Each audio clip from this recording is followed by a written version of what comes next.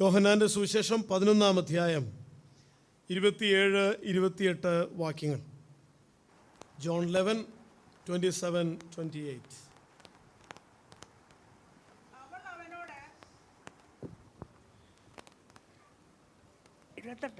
അവൾ അവനോട്, കർത്താവേ, ലോകത്തിൽ വരുവാനുള്ള ദൈവപുത്രനായ ക്രിസ്തു നീ തന്നെ എന്ന് ഞാൻ വിശ്വസിച്ചിരിക്കുന്നു എന്ന് പറഞ്ഞിട്ട് പോയി.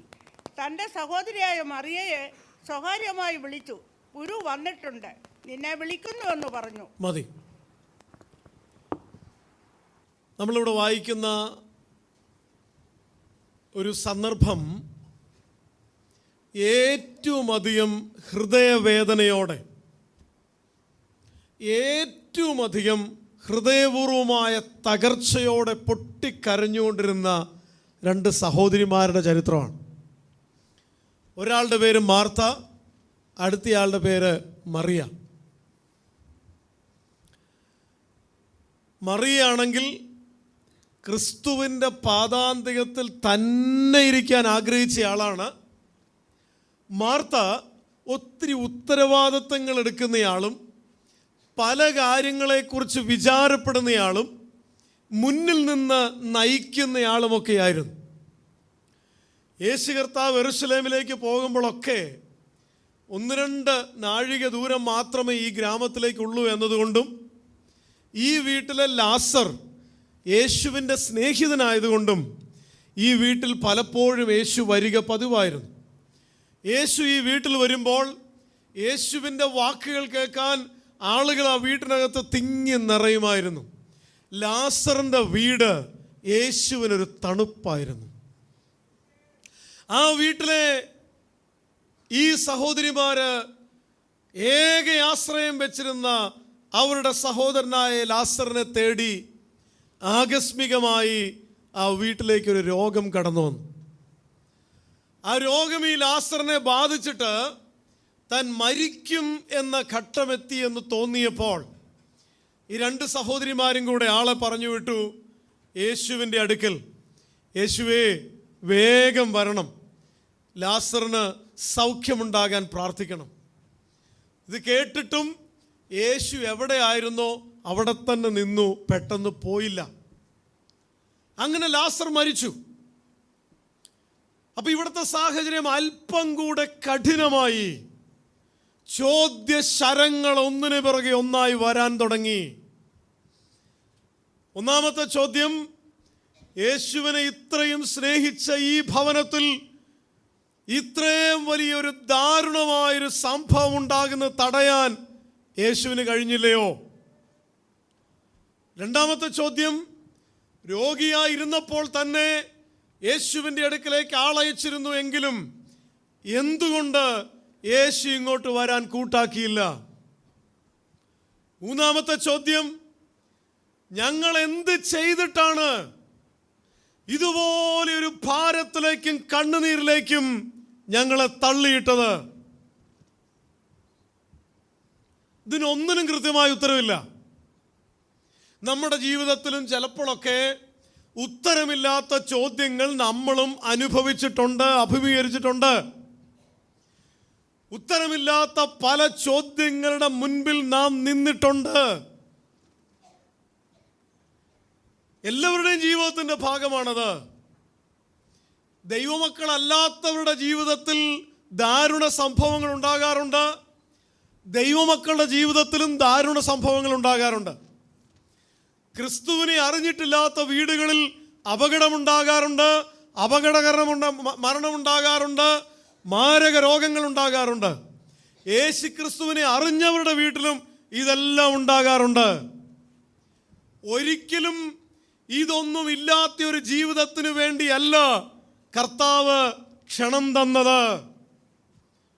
പക്ഷേ ഈ വേദഭാഗം നമ്മളെ ഓർപ്പിക്കുന്ന സന്ദേശം ഇതാണ്: ഗുരു വന്നിട്ടുണ്ട്. ഇന്നിവിടെ ഇരിക്കുന്ന ദൈവമക്കളെ, ആ വീട്ടിലേക്ക് വന്ന പലരും കയറി വന്നത് ചിലരൊക്കെ സഹതപിക്കാൻ വേണ്ടി വന്നതാ, ചിലരൊക്കെ കുറ്റപ്പെടുത്താൻ വേണ്ടി വന്നതാ, ചിലരൊക്കെ എരുതിയിലേക്ക് എണ്ണ ഒഴിക്കാൻ വന്നവരാ. അവർ പറഞ്ഞു, കുരുട്ട് കണ്ണിനെ തുറന്നവന് ലാസറിനെ സൗഖ്യമാക്കാൻ പറ്റിയില്ലേ? ഒത്തിരി അപഹസിക്കാനും പരിഹസിക്കാനും കുറ്റപ്പെടുത്താനും ആളുകൾ ഒത്തിരി ആ വീട്ടിലേക്ക് വന്നിട്ടുണ്ട്. അവർക്കാർക്കും ആ വീട്ടിലെ സാഹചര്യത്തെ മാറ്റാൻ കഴിഞ്ഞില്ല. എന്നാൽ ഒരുവൻ ആ വീട്ടിലേക്ക് കാലെടുത്ത് വെച്ചപ്പോൾ ആ വീടിന്റെ അവസ്ഥ മാറി. നിന്റെ ജീവിതത്തിന്റെ അവസ്ഥയെ മാറ്റി മറിക്കാൻ ലോകത്തിൽ ആർക്കും പറ്റില്ല. അപഹസിക്കാനും കുറ്റപ്പെടുത്താനും പലർക്കും പറ്റും. എന്നാൽ ഇന്ന് പകൽ ഇവിടെ ഇരിക്കുമ്പോൾ എൻ്റെ ജീവിതത്തിലേക്ക്, ദൈവപൈതലേ, നിന്റെ ജീവിതത്തിലേക്ക്, എൻ്റെ ഭവനത്തിലേക്ക്, നിന്റെ ഭവനത്തിലേക്ക് ഗുരു വന്നിട്ടുണ്ട്. അവൻ വന്ന് എൻ്റെ സാഹചര്യം മാറും. ഹല്ലേലൂയ. ഒരിക്കൽ അബ്രഹാം തൻ്റെ കൂടാരത്തിൻ്റെ വാതിക്കൽ ഇങ്ങനെ ഇരിക്കുക. ആ കൂടാരത്തിലേക്ക് ഒത്തിരി പേര് വന്നിട്ടുണ്ട്. അയൽവാസികൾ പലരും അവിടെ വിസിറ്റ് ചെയ്തിട്ടുണ്ട്. ആ നാട്ടിൽ അബ്രഹാമിനെ അറിയാവുന്ന പലരും അവിടെ വന്നിട്ടുണ്ട്. ചില ആൾക്കാരൊക്കെ ആ വീട്ടിലേക്ക് നടന്നു വരുമ്പോൾ തന്നെ അവരൊരു ചോദ്യവും ചോദിച്ചുകൊണ്ടാണ് വരിക. ദൈവം വിളിച്ചിട്ടല്ലേ അബ്രഹാമേ നീ ഇറങ്ങിയത്? അതെ. ഇത്രയും വർഷമായിട്ട് നിനക്കെന്നാ തലമുറയില്ലാതെ? അബ്രഹാമിൻ്റെ മറുപടി, ദൈവം തന്നാൽ ഞാൻ വാങ്ങിച്ചോളാം, തന്നില്ലെങ്കിൽ വേണ്ട. ഇതൊക്കെയാണോ വിശ്വാസ ജീവിതം? അബ്രഹാമിന് സങ്കടമൊന്നുമില്ല. പലരും ആ വീട്ടിലേക്ക് കാലെടുത്ത് വെച്ചത്, പലരും ആ കൂടാരത്തിലേക്ക് കടന്നു വന്നത് പല വിധമായ അഭിപ്രായങ്ങളുമായിട്ടായിരുന്നു എങ്കിൽ ഒരു ദിവസം ആ കൂടാരവാതിക്കൽ അബ്രഹാം ഇരിക്കുമ്പോൾ ഇതാ 3 പേര് നടന്നു വരുന്നു. ആ നടന്നു വരുന്നത് അബ്രഹാമിന്റെ ജീവിതത്തെ മാറ്റിമറിക്കുന്ന ഒരു ദൈവിക സന്ദർശനമായിരുന്നു. ദൈവം നമ്മുടെ കൂടാരത്തിലേക്ക് ഇറങ്ങി വന്ന, ദൈവം നമ്മുടെ സ്വകാര്യ ജീവിതത്തിലേക്ക് ഇറങ്ങി വന്ന, ദൈവം നമ്മുടെ ജീവിതത്തിന്റെ അവസ്ഥകളിലേക്ക് ഇറങ്ങി വന്ന ജീവിത സാഹചര്യം മാറി മറിയും. Praise the Lord. 40-40 വർഷങ്ങൾ ആടുകളുടെ പുറകെ നടന്ന് തഴമ്പിച്ച കാലുകൾ, ആടുകളെ വിളിച്ച് മുരടിച്ച ശബ്ദം, മഞ്ഞും മഴയും കൊണ്ട് വല്ലാതായി പോയ ശരീരം, ഒരു വളഞ്ഞ വടിയും കുത്തി 1-2 വർഷമല്ല 40ഓളം വർഷങ്ങൾ ഹോരേബിൽ അലഞ്ഞുഴന്ന് നടന്ന മോശയെ തേടി ഒരു ദിവസം ഒരു മുൾപ്പടപ്പിന് തീ പിടിച്ചു. ആ തീയിലേക്ക് കർത്താവ് ഇറങ്ങി വന്നേച്ച് മോശേ മോശേ എന്ന് വിളിച്ചു. എത്ര വർഷങ്ങൾ നീ ഉഴന്ന് നടന്നെന്നല്ല ഇവിടുത്തെ വിഷയം. എത്ര വർഷങ്ങൾ മഞ്ഞുകൊണ്ടെന്നല്ല വിഷയം. എത്ര വർഷങ്ങൾ ഈ വളഞ്ഞ വടിയും കുത്തിപ്പിടിച്ച് നടന്നെന്നല്ല വിഷയം. എന്തോരം നിരാശയുടെ വാക്കുകൾ ആരൊക്കെ പറഞ്ഞിട്ടുണ്ടെന്നല്ല വിഷയം. എൻ്റെ കർത്താവ് എൻ്റെ മുൾപ്പടർപ്പിലൊന്ന് ഇറങ്ങി വന്നോ എൻ്റെ ജീവിത സാഹചര്യം മാറി മറിയുമെന്ന വിഷയം. ഹല്ലേലൂയ.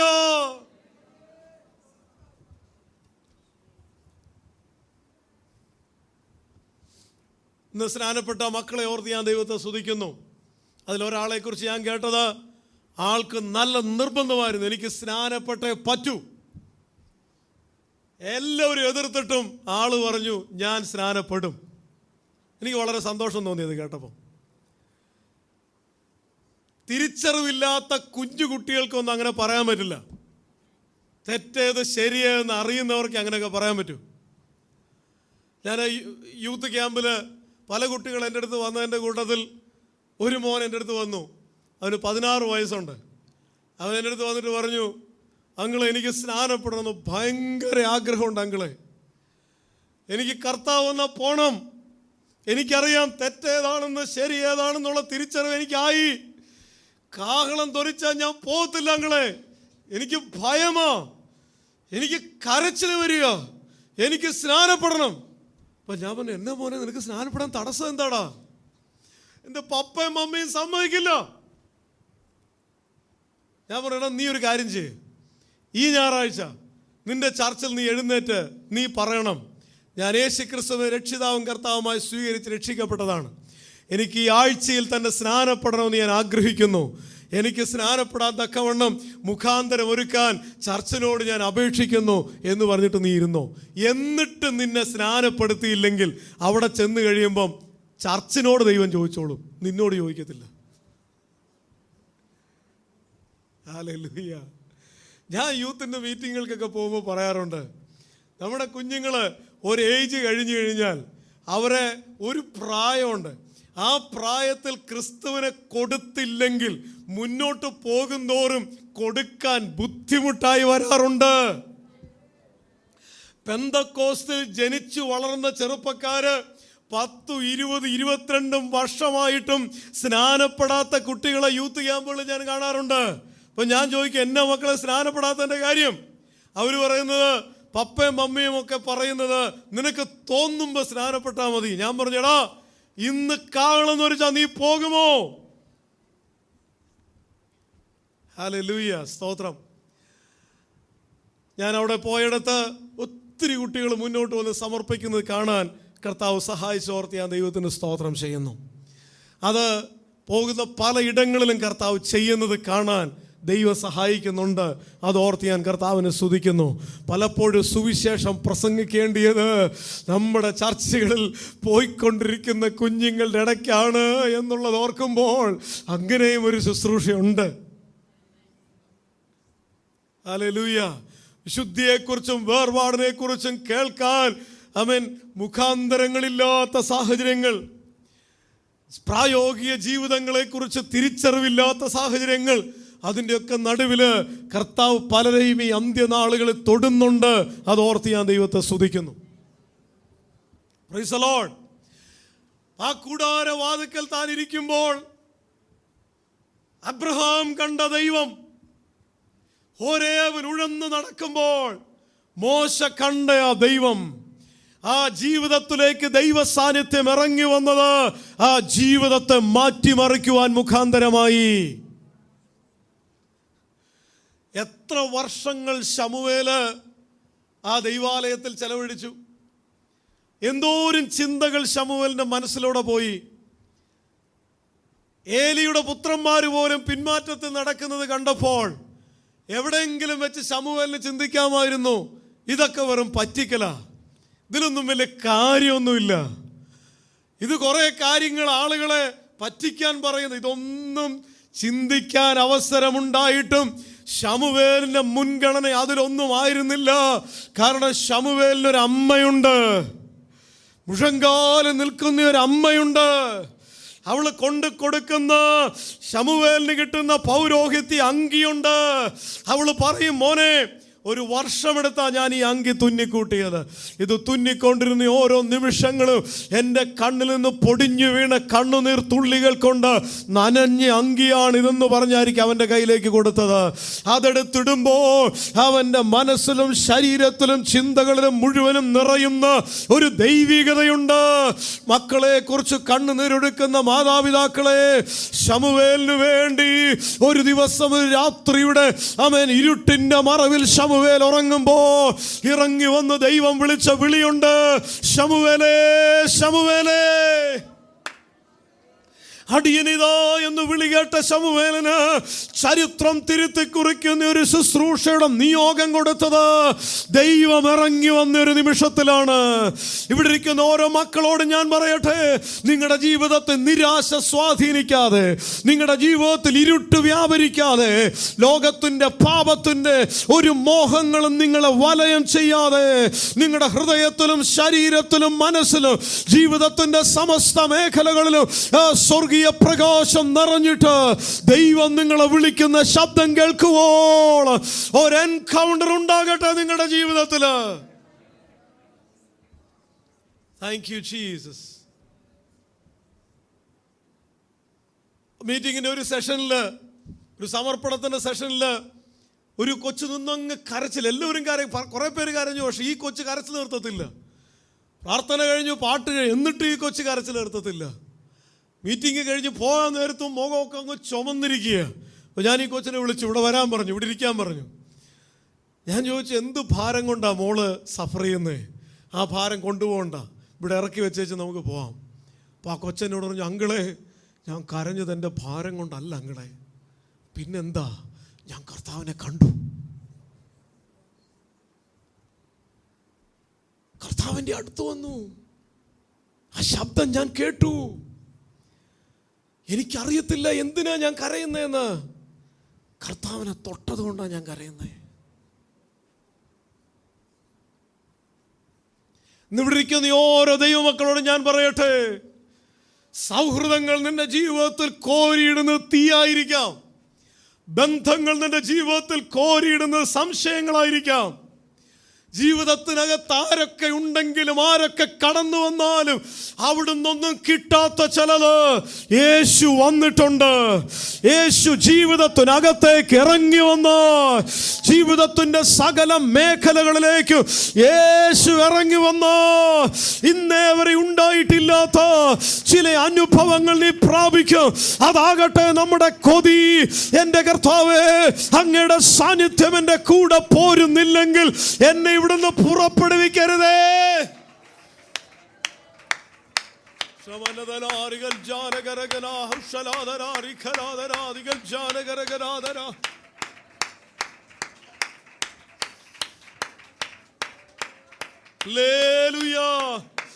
കർത്താവിന്റെ പ്രസൻസ് ആ ലാസറിന്റെ വീട്ടിൽ ഉണ്ടായിരുന്ന നിമിഷങ്ങളിൽ അവർക്കൊരു ഭയങ്കര ഉറപ്പുണ്ട്.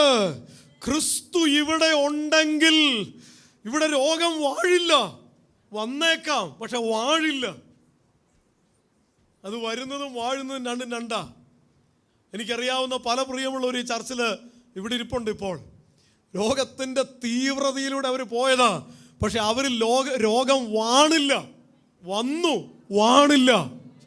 കാരണം അറിയാമോ, അതിൻ്റെ അപ്പുറത്തേക്ക് ഉയർന്നു കയറുന്ന വിശ്വാസത്തിന്റെ ചിന്തകളാണ് അവരെ വാണത്. ഹല്ലേലൂയാ. രോഗത്തിന്റെ കാഠിന്യതയിലൂടെ പോയ ഒരാള് ഒരിക്കൽ എന്നോട് പറഞ്ഞു, എന്നോട് എൻ്റെ അപ്പൻ പറഞ്ഞിരുന്നു ഞാൻ ഈ സാഹചര്യത്തിലൂടെ പോകുമെന്ന്. അതുകൊണ്ട് എനിക്ക് ഉറപ്പുണ്ട്, ഞാൻ പുറത്തു വരും. മരണത്തോട് മല്ലടിക്കുന്ന സാഹചര്യം വരെ താണുപോയ ചിലർ ഇവിടെ ഇരിപ്പുണ്ട്. രോഗം വന്നില്ലെന്ന് ഞാൻ പറയില്ല, പക്ഷെ രോഗം അവരിൽ വാഴാതെ വണ്ണം ക്രിസ്തു അവരിൽ വാഴുന്നത് ഞാൻ കണ്ടിട്ടുണ്ട്.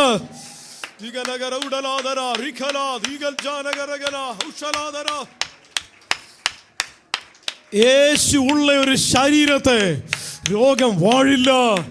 രോഗം വന്നേക്കാം, രോഗം ബാധിച്ചേക്കാം, പക്ഷെ അവരിൽ വാഴുന്നത് അപ്പോഴും ക്രിസ്തു മാത്രമായിരിക്കും. ഹല്ലേലൂയാ. 30% പൊള്ളലേറ്റ് വിരൂപയായ ചിന്നു സിസ്റ്റർ പറയുന്നത്, നേരത്തെ എന്നെ കണ്ടാൽ സുന്ദരിയായിരുന്നു, പക്ഷെ എൻ്റെ അകമേ ഒരു നന്മയുമില്ലായിരുന്നു. ഇപ്പം ഞാൻ പുറമേ ഒരു സൗന്ദര്യം ഇല്ലാത്ത ആളാണ്, പക്ഷെ എൻ്റെ ഉള്ളു മുഴുവനും ക്രിസ്തു കേന്ദ്രീകൃതമാണ്. എനിക്കൊരു സൗന്ദര്യമുണ്ട്, എൻ്റെ ഹൃദയത്തിലൊരു സൗന്ദര്യമുണ്ട്.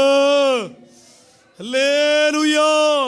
ക്രിസ്തു എന്നിൽ വാഴുന്ന നിമിഷം എന്നുള്ളത് എനിക്ക് തരുന്ന ആത്മവിശ്വാസം കൊടുമുടിയോളം പൊക്കമുള്ള ആത്മവിശ്വാസമാണ്. ആ രണ്ട് സഹോദരിമാര് മാർത്തയും മറിയയും കൊടുങ്കാറ്റടിച്ചതേ അവർ വിറച്ചുപോയി. സ്വാഭാവികമാണല്ലോ, നമ്മുടെ ജീവിതത്തിൽ കൊടുങ്കാറ്റടിച്ചാൽ നമ്മളും വിറയ്ക്കാറുണ്ട്. ഒരു 1.5 വർഷത്തിന് മുമ്പ് എൻ്റെ വ്യക്തിപരമായ ജീവിതത്തിൽ ഒരു വലിയ കൊടുങ്കാറ്റടിച്ചു. വളരെ ചുരുക്കം ചിലർക്ക് മാത്രമേ അതറിയത്തുള്ളൂ. അതിഭീകരമായൊരു കൊടുങ്കാറ്റടിച്ചു. തളർന്ന് താഴെ പോകുമെന്ന് വിധി പറയപ്പെടുന്ന ഒരു കൊടുങ്കാറ്റടിച്ചു. അന്ന് ഞാൻ കേട്ട ഒരു ദൈവശബ്ദമുണ്ട്. ഞാൻ ആ വിഷയത്തിൽ ഇങ്ങനെ ചിന്തിച്ചുകൊണ്ടിരുന്നപ്പോൾ കർത്താവ്, നിസ്സാരം, വിട്ടുകളയുടെ നിസ്സാരം, അതങ്ങോട്ട് കേട്ടതേ ഞാനങ്ങ് ഫ്രീ ആയി. ഹല്ലേലൂയ. തകർന്ന് തരിപ്പണമാകേണ്ട സാഹചര്യത്തിൽ നിന്ന് അതിജീവിച്ച് മുന്നേറിയതിന്റെ കാരണം ആ ദൈവശബ്ദമായിരുന്നു. Praise the Lord. എൻ്റെ കർത്താവ് എൻ്റെ ജീവിതത്തിൽ ഉണ്ടെങ്കിൽ എൻ്റെ കർത്താവിൻ്റെ കുടുംബത്തിലുണ്ടെങ്കിൽ രോഗത്തിൻ്റെ, ഭാരത്തിൻ്റെ, നിരാശയുടെ കൊടുങ്കാറ്റ് ഹുങ്കാര ശബ്ദത്തോടെ അടിക്കുമ്പോ ഓടിച്ചെന്ന പാതപീഠത്തിൽ ഞാൻ കെട്ടിപ്പിടിക്കും. എന്നിട്ട് പറയും, അപ്പാ അങ്ങ് കാണുന്നുണ്ടോ?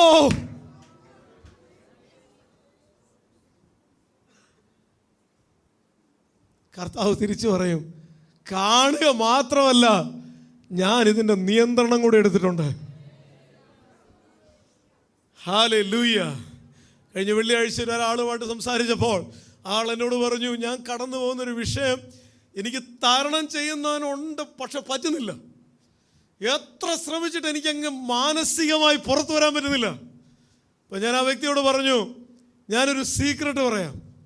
ഇന്ന് തൊട്ട് പ്രാർത്ഥിക്കുമ്പോൾ ഇങ്ങനെ പ്രാർത്ഥിക്കണം, കർത്താവേ ഈ വിഷയം അങ്ങയുടെ അധീനതയിലേക്ക് ഞാൻ തരുന്നു. അപ്പം ഞാനല്ല ഇതിന് ചക്രം ചവിട്ടിക്കൊണ്ടിരിക്കുന്നത്. ഈ നിമിഷം തൊട്ട് ഈ വിഷയം അങ്ങയുടെ അധീനതയിലേക്ക് ഞാൻ വയ്ക്കുന്നു. ആ രണ്ട് സഹോദരിമാർക്ക് സ്വന്തം സഹോദരൻ ദീനമായി കിടക്കുന്നത് കണ്ടാൽ അവർ തകരും, അവർ ക്ഷീണിക്കും, അവർ പതറിപ്പോകും. പക്ഷെ ഈ സമയത്ത് അവർ ആഗ്രഹിച്ചെന്നാന്നറിയാമോ? ആ ഗുരുവിൻ്റെ സാന്നിധ്യം. അതുണ്ടെങ്കിൽ ഒരു കോൺഫിഡൻസ് ഉണ്ട്. അവർ വേറെ ഒന്നും കൊതിച്ചില്ല. മരണശേഷം പോലും ക്രിസ്തു വന്നപ്പോൾ ഓടിച്ചെന്നു മാർത്ത. ആ ഓടിച്ചെല്ലാൻ വേണ്ടി കർത്താവിടെ കാത്തു നിന്നു, വീട്ടിലോട്ട് കയറിയില്ല. ആ പെരുവഴിക്ക് ഇവരുടെ വീട്ടിലോട്ട് തിരിയുന്ന വഴിയുടെ അവിടെ കർത്താവ് സ്റ്റോപ്പ് ചെയ്തു, എന്നിട്ട് ആളെ വിട്ടു. എന്നിട്ട് മാർത്ത അവനെ എതിരേൽപ്പാൻ ചെന്നു. എന്നുവെച്ചാൽ അതിൻ്റെ അർത്ഥം, കർത്താവ് ഓടിക്കയറി, അയ്യോ ഇങ്ങനെ ഒരു കാര്യം ഉണ്ടായില്ലെന്ന് പറഞ്ഞ് ഓടിക്കയറി ഇങ്ങോട്ട് വരികയല്ല. ഒരാൾ ചെന്ന് പറഞ്ഞ് വന്ന് എതിരേൽക്ക. എവിടെയാണെന്ന് ഓർക്കണം. കുടുംബത്തിൻ്റെ ഏക ആശ്രയമാണ് പോയിരിക്കുന്നത്. 4 നാളായി നാറ്റം വെച്ച് കല്ലറ കിടക്കുക, വന്ന ആളുകൾ മുഴുവനും കുത്തുക. ഇതിൻ്റെ നടുവിലാണ് യേശു വന്നേക്കുന്നത്. പക്ഷെ നമ്മളാണെങ്കിൽ ചിലപ്പോൾ ഉണ്ടല്ലോ, ആ ഏതിലെങ്കിലും വരട്ടെ, എനിക്ക് മൈൻഡ് ചെയ്യേണ്ട കാര്യമില്ലല്ലോ, വിളിച്ചപ്പോൾ വന്നില്ലല്ലോ, അല്ലേ? അങ്ങനെയല്ലേ പറയുക?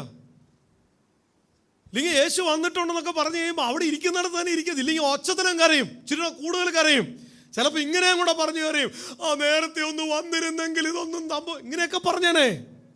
ഈ സഹോദരിമാര് സൗഖ്യമല്ല കൊതിച്ചത്, ഈ സഹോദരിമാർ ഉയർപ്പ് പോലും കൊതിച്ചില്ലെന്ന്.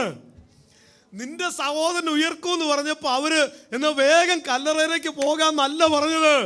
ഒടുക്കത്തെ നാളിൽ ഉയർത്താലും മതി എനിക്ക്, എൻ്റെ വിഷയം അത്ഭുതമല്ലപ്പാ, അങ്ങയുടെ സാന്നിധ്യമാ.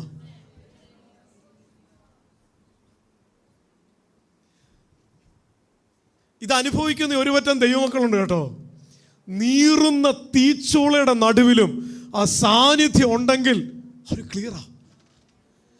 അവര് പ്രാർത്ഥിക്കുന്നത് ഒന്നും കിട്ടിയില്ലേലും പ്രതികൂലത്തിന്റെ മേൽ പ്രതികൂലം, പ്രശ്നത്തിന്റെ മേൽ പ്രശ്നം, ഇതൊന്നും മാറണമെന്ന് പോലും അവർ കൊതിക്കുന്നില്ല. അവർ കൊതിക്കുന്നത്, അങ്ങൊന്ന് വരാമോ, എൻ്റെ കൂടെ ഒന്ന് നിൽക്കാമോ, എനിക്ക് ആ ശബ്ദം ഒന്ന് കേൾക്കാൻ പറ്റുമോ. വാർത്ത കർത്താവിൻ്റെ അടുത്ത് ചെന്ന് കർത്താവിനെ കണ്ടത് അവളുടെ ദുഃഖവും പോയി, അവളുടെ പ്രയാസവും അവളുടെ ഭാരം മൊത്തം പോയി. അവൾ നിത്യതയെക്കുറിച്ച് ചിന്തിക്കാനും തുടങ്ങി, ഒടുക്കത്തെ നാളിനെക്കുറിച്ചും പുനരുദ്ധാനത്തെക്കുറിച്ചും അവൾ പറയാനും തുടങ്ങി. അവൾ ഹാപ്പിയായി.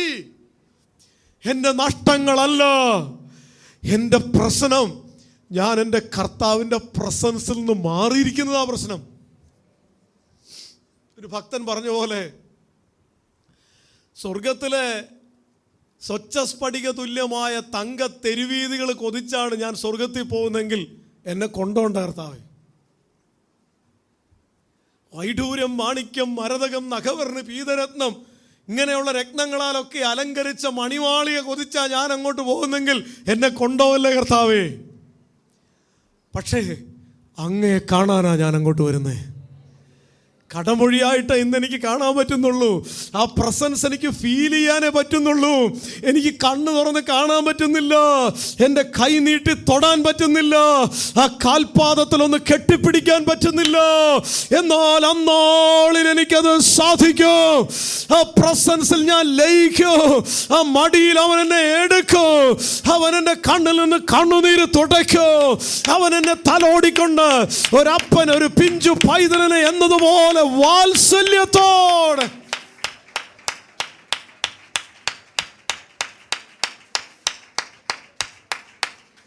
നന്ദി നന്ദി നന്ദി നന്ദി നന്ദി യേശുവേ.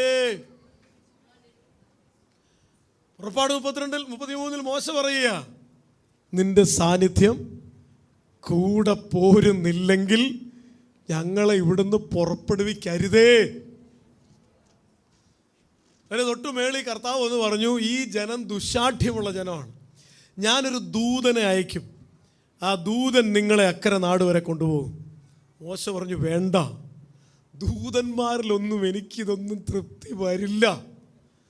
ലോകത്തിലെ സ്നേഹം മുഴുവനും വാരിക്കോരി ഒരു തട്ടിലോട്ട് വെച്ചിട്ട് അങ്ങയുടെ സ്നേഹം ഇപ്പുറത്തേക്ക് വെച്ചാൽ അതേ താണിരിക്കൂ.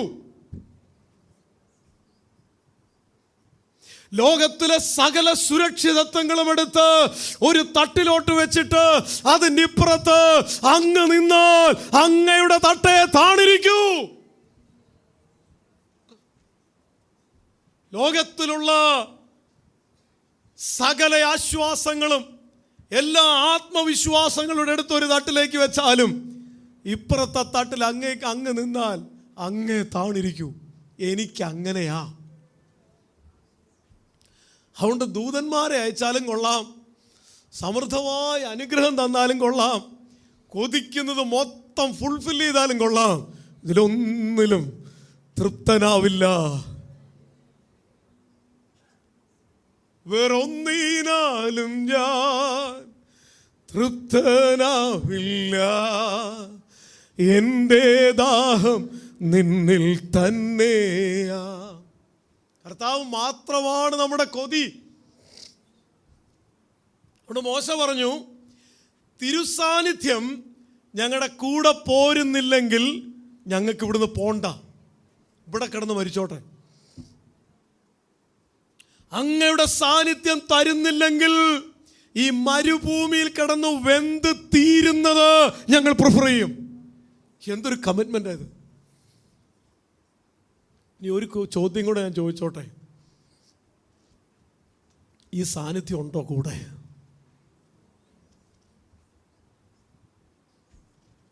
ഉറപ്പുണ്ടോ ഈ സാന്നിധ്യം കൂടെ ഉണ്ടെന്ന്? കഴിഞ്ഞ ആഴ്ച എത്ര തവണ കേൾക്കാൻ പറ്റി ആ ശബ്ദം? കൂടെ നടക്കുന്ന ശബ്ദം.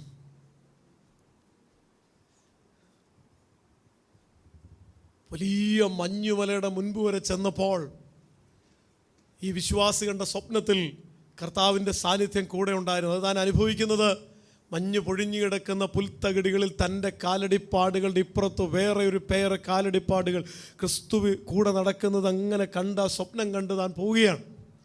വലിയ മഞ്ഞുമലയുടെ മുമ്പിലെത്തുന്നു. അത് തരണം ചെയ്യണം. കർത്താവേ, എനിക്ക് പറ്റില്ല, ഇതൊന്നും കയറാനുള്ള ശക്തി എനിക്കില്ലല്ലോ. ഇതും പറഞ്ഞ് കരയുന്നതും കണ്ടു, മഞ്ഞുമല തരണം ചെയ്തിരിക്കുന്നതും കണ്ടു. പെട്ടെന്ന് വെട്ടിത്തിരിഞ്ഞു നോക്കിയത് ആ കാലടിപ്പാടുകൾ കൂടെയുണ്ടോ? ഇല്ല. കരച്ചിൽ തുടങ്ങി. പുൽത്തകിടികളും മഞ്ഞുപൊഴിഞ്ഞ പൂന്തോട്ടങ്ങളുമൊക്കെ ഞാൻ സഞ്ചരിച്ചപ്പോൾ അങ്ങയുടെ കാലടിപ്പാടുകൾ എൻ്റെ കൂടെ ഇരുന്നു. ഈ കൊടും മഞ്ഞിൽ, ഈ കൊടും വലിയ വല്ലാത്ത സാഹചര്യത്തിൽ, ഈ പർവ്വതത്തിൽ എന്നെ കൈവിട്ടതെന്തേ? കരച്ചിലെല്ലാം കഴിഞ്ഞപ്പോൾ വളരെ ശാന്തമായൊരു ദൈവശബ്ദം, മോനെ, നീ പറഞ്ഞില്ലായിരുന്നോ നിനക്കിത് കയറാൻ പറ്റില്ലെന്ന്? അത് പറഞ്ഞപ്പോഴേക്കും ഞാൻ നിന്നെ എൻ്റെ കയ്യിൽ കോരിയെടുത്തായിരുന്നു. തിരിഞ്ഞു നോക്കിയപ്പോൾ നീ കണ്ട ഒരു പേരില്ലേ, അത് നിന്റെ അല്ല, എൻ്റെ കാലടിപ്പാടുകളായിരുന്നു. തരണം ചെയ്യാൻ പറ്റില്ലെന്ന് 100 കണക്കിന് തവണ വിധി പറയുന്ന സാഹചര്യത്തിലൂടെ പോകുന്ന ദൈവപൈതലേ, തീയിലൂടെ നടക്കുന്നത് നീ അല്ല, അവനാണ് നടക്കുന്നത്. നീ അവന്റെ കരങ്ങളിലാണ്. ഹല്ലേലൂയ. നടക്കുന്നത് യേശു അത്രേ, ഞാൻ അവൻ കരങ്ങളിലാ. പരീക്ഷ എൻ്റെ ദൈവം അനുവദിച്ചാൽ പരിഹാരം അവൻ കരുതിയിട്ടുണ്ട്. എന്തിനെന്ന് ഞാൻ ചോദിക്കുന്നില്ല, എൻ്റെ നന്മയ്ക്കെന്ന് അവൻ അറിയുന്നു. ക്രിസ്തുവിനോട് കൂടെയുള്ള യാത്ര, ക്രിസ്തുവിൻ്റെ സാന്നിധ്യം നുകരുന്ന യാത്ര, ആ കരങ്ങൾ പിടിച്ചുള്ള യാത്ര, അതിനപ്പുറത്തൊരു സുരക്ഷിതത്വവുമില്ല, അതിനപ്പുറത്തൊരു ആനന്ദമില്ല, അതിനപ്പുറത്ത് വിശദീകരിക്കാൻ മറ്റൊന്നുമേ ഇല്ല.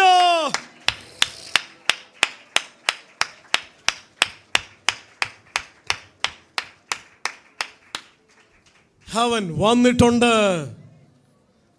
നിന്നെ വിളിക്കുന്നു. നീ ക്രിസ്തുവിന്റെ പാദപീഠത്തിലിരുന്ന് കേട്ട ആളൊക്കെ ആയിരിക്കാം. ഹല്ലേലൂയ. ഒത്തിരി പഴയ ചരിത്രങ്ങളൊക്കെ പറയാനുണ്ടായിരിക്കാം. നിന്നെക്കുറിച്ച് കർത്താവ് നേരിട്ട് പറഞ്ഞതാ, മറിയ നല്ല അംശം തിരഞ്ഞെടുത്തു വന്ന്. അതും ശരിയാണ്, തർക്കമൊന്നുമില്ല. പക്ഷേ ഇപ്പോൾ അവൻ നിന്നെ മാടി വിളിക്കുക. കാരണം നീ അവൻ്റെ സാന്നിധ്യത്തിൽ നിന്ന് അകന്നിരിക്കുക. ഈ നിരാശയുടെ അടിവേര് അതിൽ നിന്ന് വന്നതാ. നീ അവനിൽ നിന്ന് മാറിയിരിക്കുക.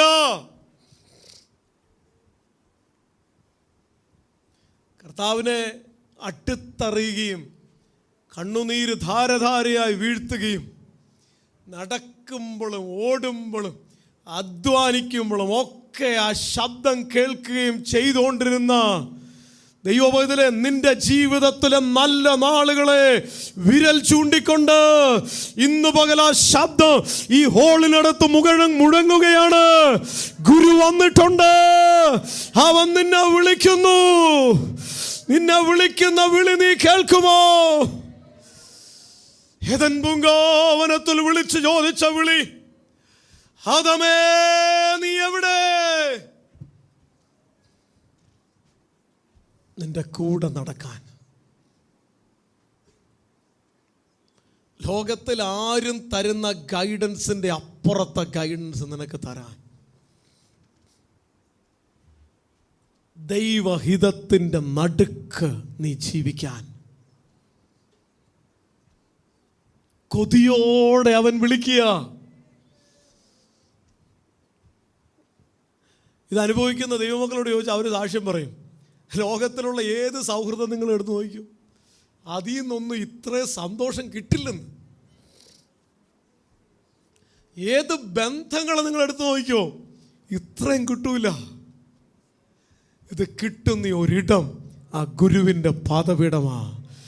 ഹല്ലേലൂയ. കേൾക്കുന്നുണ്ടോ ആ ശബ്ദം?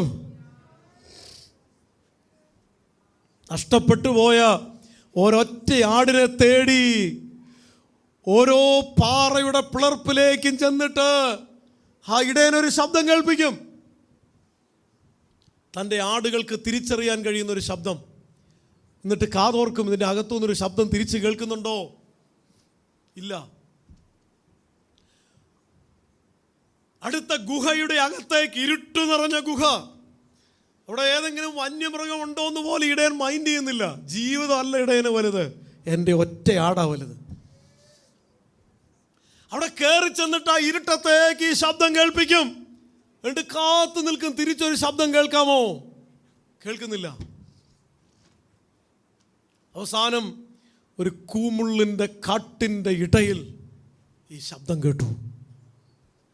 തൻ്റെ മേൽക്കുപ്പായം ഊരിവെച്ച് തന്നെ വെയിലിൽ നിന്നും മഴയിൽ നിന്നും രക്ഷിക്കുന്ന തൻ്റെ പുറംകുപ്പായം ഊരിവെച്ച് ഇടയൻ്റെ സിംബലായ തൻ്റെ ഇന്നർ അങ്കി മാറ്റിവെച്ച് അർദ്ധനഗ്നനായി ആ കൂമുള്ളിൻ്റെ കാട്ടിലേക്ക് ഇഴഞ്ഞു കയറുന്ന ഒരു ഇടയൻ. എന്താ കാര്യം എന്നറിയാമോ? പാപത്തിൻ്റെ ചങ്ങലകൾ പോലെ ആ കാട്ടിൻ്റെ അകത്ത് കൂമുള്ളിൽ പിടിപെട്ടൊരാട് കിടന്ന് കരയുന്നു. പുറത്തു വരണമെന്ന് ആഗ്രഹമുണ്ട്, ചലിക്കും തോറും കുരുക്ക് മുറുകുകയാ. എനിക്ക് പറ്റില്ല, എൻ്റെ പ്രയത്നങ്ങൾ ഇവിടെ അവസാനിക്കുന്നു, എൻ്റെ സ്വപ്നങ്ങൾ ഇവിടെ തീരുന്നു, എനിക്ക് കരയാൻ മാത്രമേ അറിയൂ. ഇതാ ഇടയൻ വന്നിട്ടുണ്ട്, ഗുരു വന്നിട്ടുണ്ട്. അവൻ്റെ ദേഹത്തേക്ക് കാരിരുമ്പിൻ്റെ ഹല്ലേലൂയ ആണി അടിച്ചു കയറുന്ന വേദന, അവൻ്റെ പുറം ഉഴവച്ചാലുകൾ പോലെ അടിച്ചു കീറിയ വേദന. ഈ ഇടയൻ കൂമുള്ളിൻ്റെ കാട്ടിനകത്തേക്ക് കയറുമ്പോൾ പുറമല്ല, ശരീരം മുഴുവന് ആ മുള്ളുകൊണ്ട് കുത്തി കീറുന്ന വേദന. അതുപോലും അവൻ മൈൻഡ് ചെയ്യുന്നില്ല. നിന്റെ കണ്ണുകളിലേക്കാണ് അവൻ നോക്കുന്നത്. അവൻ വന്നു നിന്നെ മുറുകെ പിൻപറ്റുന്ന സകല ഭാരത്തെയും വെട്ടിമാറ്റി ആ മുള്ളിൽ നിന്ന് നിന്നെ സ്വാതന്ത്ര്യപ്പെടുത്തി ആ ചങ്ങല അവൻ പൊട്ടിച്ചു കളഞ്ഞു. കാരിരുമ്പിന്റെ ചങ്ങല ഒരാൾക്കും പൊട്ടിക്കുവാൻ കഴിയില്ലെന്ന് വിധി പറയപ്പെട്ട ചങ്ങല, കെട്ടിയിടപ്പെട്ട ചങ്ങല, സ്വാതന്ത്ര്യത്തിന് വിലങ്ങുതടിയായ ചങ്ങല, ആളുകൾ അപഹസിച്ചുകൊണ്ടിരുന്ന ചങ്ങല, സ്വപ്നങ്ങൾ തല്ലി തകർത്ത ചങ്ങല, അതിനെ പൊട്ടിച്ചെടുത്തിട്ട് അവൻ പുറത്തേക്ക് വന്നപ്പോ അവന്റെ ദേഹം മുഴുവന് രക്തം കൊണ്ട് നിറഞ്ഞെങ്കിലും അവന്റെ മുഖത്തൊരു സന്തോഷമുണ്ട്. എന്റെ കുഞ്ഞാടിനെ എനിക്ക് തിരിച്ചു കിട്ടി. ഇന്നു പകൽ ഇവിടെ ഇരിക്കുന്ന ദൈവമൈതലേ, നിന്റെ കൂമുള്ളിന്റെ കാട്ടിലേക്ക്, നിന്റെ നിരാശയുടെ ഭാരങ്ങളിലേക്ക് അവൻ ഇഴഞ്ഞു വരിക, അവൻ ചലിക്കുകയാ. നീ ആ കണ്ണുകളിൽ കാണുമോ? ആ സ്നേഹം നീ കാണുമോ? കർത്താവിനോട് പറ, എന്റെ ഗുരുവിന്റെ പ്രസൻസ് എനിക്ക് മതി.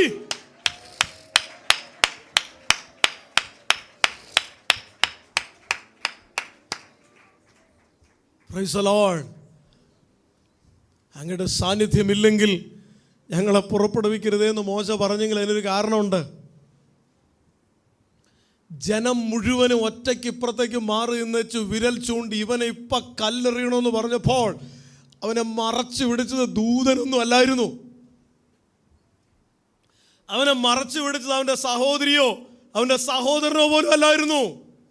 അവനെ മറച്ചു പിടിച്ചത് സ്വർഗം ഇറങ്ങി വന്നിട്ടായിരുന്നു. ഞങ്ങൾക്ക് വെള്ളം താ, ഞങ്ങളെ കൊല്ലാൻ കൊണ്ടുവന്നിരിക്കുകയാണോ? ഒന്നും രണ്ടുമല്ല, 5-8 ലക്ഷം ആളുകൾ ഒറ്റക്കെട്ടായി തനിക്കെതിരെ ഗൂഢാലോചന നടത്തിയപ്പോ അവൻ ഇറങ്ങി വന്നേച്ചു പറഞ്ഞു, നിന്റെ വെള്ളം തടയുന്ന പാറയുടെ മുകളിൽ ഞാൻ കയറി നിൽക്കും. നീ ചെന്ന് കൽപ്പിച്ചോ, ഞാൻ ആ പാറയിൽ നിന്നും ദാഹജലം പുറപ്പെടുവിച്ചോളാം. ഇതൊക്കെ ആ സാന്നിധ്യം ഉള്ളത് കൊണ്ട് മാത്രമാണ് നടന്നത്. അതുകൊണ്ടാണ് മോശ പറയുന്നത്, എനിക്ക് ആ സാന്നിധ്യം മതി, അത്ഭുതമൊന്നും വേണ്ട, എനിക്ക് ആ സാന്നിധ്യം മതി.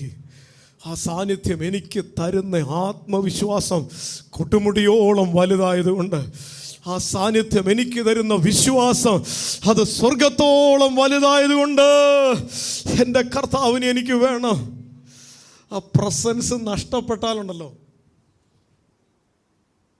ഒരു ദിവസം ഈ പ്രസൻസിൽ നിന്ന് അകന്നു പോയാലുണ്ടല്ലോ, ചിലവരെ സംബന്ധിച്ച് ഇതിനേക്കാൾ സങ്കടം വേറൊന്നുമില്ല. അങ്ങനെയുള്ള ഒരു പറ്റം ആൾക്കാരുണ്ട് കേട്ടോ. ഒരു ദിവസം ആ കാൽപാദം ഒന്ന് കെട്ടിപ്പിടിക്കാൻ പറ്റിയില്ലെങ്കിൽ, ഒരു ദിവസം ആ ശബ്ദം ഒന്ന് കേൾക്കാൻ പറ്റിയില്ലെങ്കിൽ, മരണവീട് പോലാ ആ മനസ്സ്. ഏതെങ്കിലും ഒരു പാപത്തിൻ്റെ ലാഞ്ചന കയറി വന്ന് ആ സാന്നിധ്യത്തിൽ നിന്ന് അകറ്റിക്കഴിഞ്ഞാൽ പിന്നെ നിർത്താത്ത കരച്ചിലാ. പുനഃസ്ഥാപിക്കപ്പെടുന്നത് വരെ കർത്താവേ, ഞങ്ങൾ കൊതിക്കുന്നപ്പാ, ആ പ്രസൻസ് ഞങ്ങൾക്ക് വേണം. എൻ്റെ പ്രതിസന്ധിയുടെ നടുവിലേക്ക് ഗുരു വന്നിട്ടുണ്ട്. എൻ്റെ ജീവിതത്തിലെ ആശയക്കുഴപ്പത്തിൻ്റെ നടുവിലേക്ക് എൻ്റെ ഗുരു വന്നിട്ടുണ്ട്. എൻ്റെ ഹൃദയത്തിലോട്ട് ആ സ്വർഗീയ സാന്നിധ്യത്തിന് ഞാൻ കൊതിക്കുന്ന ഇടത്തോട്ട് ഗുരു വന്നിട്ടുണ്ട്, നിന്നെ വിളിക്കുന്നു. നമുക്കൊന്ന് ചെല്ലാം, ആ കർത്താവിൻ്റെ സാന്നിധ്യത്തിലൊന്ന് ലയിക്കാം. ആ ഭാരം മാറട്ടെ, ആ വേദന അതിജീവിക്കട്ടെ, ആ രോഗത്തിൻ്റെ വാഴ്ച തീരട്ടെ, ആ ചങ്ങല പൊട്ടട്ടെ. ഗുരു വന്നിട്ടുണ്ട്. 4 നാളായി മുദ്രയടിച്ചു വെച്ചിരിക്കുന്ന കല്ലറ അതല്ല എൻ്റെ വിഷയം, എൻ്റെ ഗുരുവാണ് എൻ്റെ വിഷയം. ആ ദൈവ സാന്നിധ്യത്തിൻ്റെ കീഴിലേക്ക് നമ്മെ തന്നെ സമർപ്പിക്കാം. ഈ വചനങ്ങളാൽ ദൈവം നമ്മെ അനുഗ്രഹിക്കട്ടെ. നമുക്കെല്ലാവർക്കും ദൈവസന്നിധിയിൽ എഴുന്നേറ്റ് നിന്ന് ഒരു പാട്ട് നമുക്ക് ചേർന്ന് പാടുകയും നമ്മുടെ കർത്താവിനെ നമുക്ക് ആരാധിക്കുകയും ചെയ്യാം.